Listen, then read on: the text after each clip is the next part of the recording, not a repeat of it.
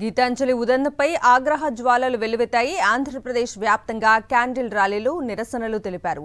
ఆమె మృతికి కారణమైన వారిని శిక్షించాలని డిమాండ్ చేశారు. ఆత్మకు శాంతి చేకూరాలని గుంటూరు జిల్లా తెనాలిలో క్యాండిల్ ర్యాలీ నిర్వహించింది వైఎస్ఆర్సీపీ సోషల్ మీడియా టీం. ఈ ర్యాలీలో సజ్జల భార్గవ్, ఎంపీ నందిగాం సురేష్, మహిళా కమిషన్ మాజీ చైర్పర్సన్ వాసిరెడ్డి పద్మ, ఎమ్మెల్సీలు, ఇతర నాయకులు, కార్యకర్తలు, తెనాలి ప్రజలు పాల్గొన్నారు.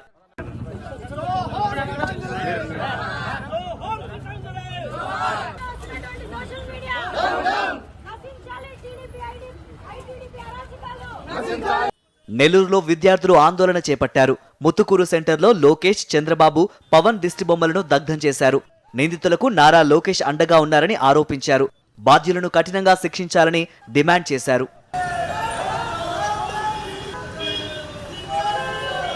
అల్లూరు జిల్లా పాడేరులో అంబేద్కర్ కూడలి దగ్గర కొవ్వొత్తులతో శాంతియుత నిరసన తెలిపారు పాడేరు ఎమ్మెల్యే కె భాగ్యలక్ష్మి.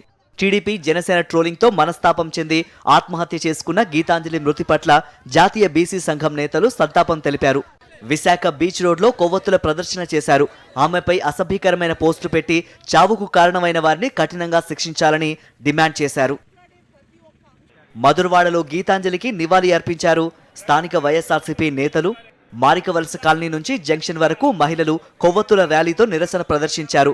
గతంలో కూడా సోషల్ మీడియాలో విద్యార్థులపైన అసభ్యకరమైన పోస్టులతో వేధించారని, వారికి కఠిన శిక్ష పడాలన్నారు.